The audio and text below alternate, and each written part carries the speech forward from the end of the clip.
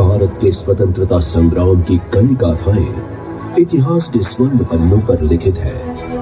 उनमें से एक गाथा आज हम आपको सुनाने जा रहे हैं। ये गाथा है सरजमीन पर मर मिटने वाले शहीद नौजवान वीरों की।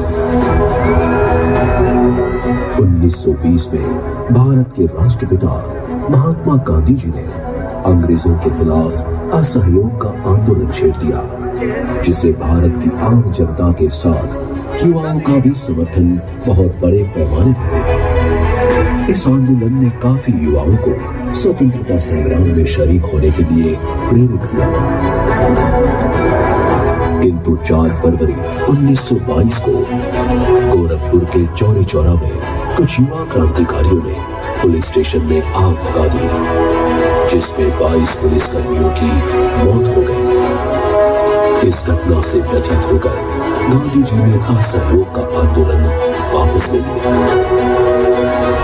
गांधी जी के इस निर्णय से काफी युवा निराश हो गए और उनका अहिंसा से विश्वास उठ गया और उन्होंने अपनाया सशस्त्र क्रांति का मार्ग। स्वतंत्रता सेनानी शचीन्द्रनाथ सान्याल की अगुवाई में हिंदुस्तान रिपब्लिक एसोसिएशन का गठन किया गया, जिसमें शामिल हुए चंद्रशेखर आजाद, राम प्रसाद बिस्मिल, अशफाक उल्लाह खान और ठाकुर रोशन सिंह जैसे कई युवा क्रांतिकारी। हौसला बुलंद था, लक्ष्य तय था और दिल से बस एक ही आवाज आ रही थी, करेंगे या मरेंगे, लड़ेंगे या मरेंगे। इन युवा क्रांतिकारियों को अंग्रेजों के खिलाफ लड़ने के लिए जरूरत थी हथियारों की, जिसे खरीदने के लिए पैसों की जरूरत भी थी। ये पैसा कहां से लाया जाए? तभी राम प्रसाद बिस्मिल और अशफाक उल्लाह खान ने एक योजना बनाई। अंग्रेजों ने सालों साल दमन करके भारतीयों को लूटकर अपनी तिजोरियां भरी थी और यही पैसा सहारनपुर से लखनऊ जाने वाली एक ट्रेन में सवार होकर अंग्रेजों के खजाने तक पहुंचने वाला था। क्यों ना इन्हीं पैसों को वापस लिया जाए। विचार तो काफी अच्छा था, लेकिन इसको अंजाम देना मतलब मौत को गले लगाना। पर सरफरोशी की तमन्ना दिल में लिए चलने वाले इन क्रांतिकारियों को अब कोई रोक नहीं सकता था। योजना के मुताबिक 9 अगस्त 1925 के दिन सहारनपुर से लखनऊ जाने वाली पैसेंजर ट्रेन को बीच में ही रोका गया। ये स्टेशन था काकोरी। रोकी गई ट्रेन में 10 युवा क्रांतिकारी सवार हो गए और जैसे ही ट्रेन चली, राजेंद्र लहरी ने चेन खींची। ट्रेन रुक गई। कुछ युवा क्रांतिकारियों ने गार्ड को घेर लिया। ट्रेन में सवार मुसाफिरों को समझ नहीं आ रहा था कि आखिर ट्रेन रुक क्यों गई। इतने में ही ट्रेन के कंपार्टमेंट में सवार अंग्रेज सिपाहियों को भनक लग गई कि कुछ क्रांतिकारियों ने ट्रेन को रोक दिया है। वे अपनी बंदूक लेकर क्रांतिकारियों को ढूंढने के लिए ट्रेन में घूमने लगे और कुछ क्रांतिकारियों के साथ उनकी मुठभेड़ शुरू हो गई। वक्त बहुत कम था और क्रांतिकारियों के पास अंग्रेजों का सामना करने के लिए हथियार भी नहीं थे। इतने में ही एक क्रांतिकारी ने गार्ड से ट्रेन में रखे हुए खजाने के संदूक की चाबी मांगी। गार्ड ने देने से इनकार कर दिया।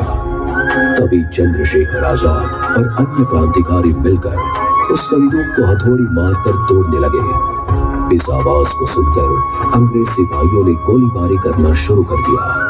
कुछ क्रांतिकारियों ने उनके सामने गोलीबारी कर उनके साथ जंग छेड़ दी। एक तरफ गोलियों की बारिश, दूसरी तरफ गिरफ्तार होने का डर, लेकिन हिम्मत नहीं हारे। एक जबरदस्त प्रहार से आखिरकार संदूक टूट गया और क्रांतिकारियों ने उसमें से 4601 रुपए की धनराशि लूट ली। इस तरफ लड़ाई उसकी चरम सीमा पर थी। तभी पैसे हाथ में आते ही एक दूसरे को इशारे से खबर कर दी गई और सब अंग्रेज सिपाहियों को चकमा देकर अलग अलग दिशा में फरार हो गए। इस तरह ये युवा क्रांतिकारी अपने मंसूबे में कामयाब हो गए। इस घटना की गूंज पूरे हिंदुस्तान तक पहुंची। यकायक होने वाली इस घटना ने अंग्रेजों की नींद उड़ा दी और उन्हें यह एहसास दिला दिया कि अब हिंदुस्तान में अंग्रेजी हुकूमत की नींव डगमगा रही है। अब आजादी के दिन दूर नहीं। किसी ने पहली बार अंग्रेजों को उनकी ही हुकूमत में उनकी पुलिस के रहते इस तरह मुंह तोड़ जवाब दिया था।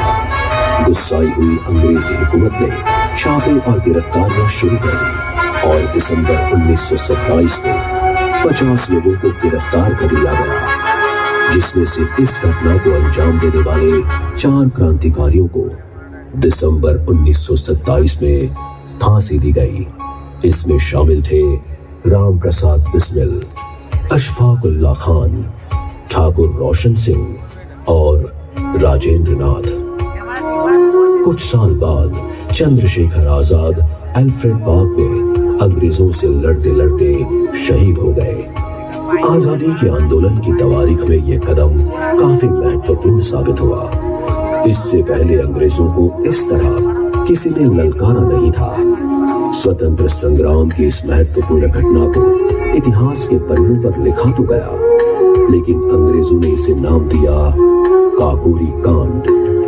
क्या युवा क्रांतिकारियों की इस वीरता को कांड के नाम से जाना जाना उचित है? बिल्कुल नहीं। आइए हम भी इतिहास के इस पन्ने को फिर से लिखते हैं और उसे नया नाम देते हैं। आज से हम भी इस काकोरी घटना को काकोरी ट्रेन एक्शन के नाम से जानेंगे और देश के लिए मर मिटने वाले युवा शहीदों को सच्ची श्रद्धांजलि और सम्मान देंगे। तो भारत के जन जन का है यही रिएक्शन। काकोरी कांड नहीं, अब कहेंगे काकोरी ट्रेन एक्शन। अमर रहे वीर जवान। जय जय हिंदुस्तान।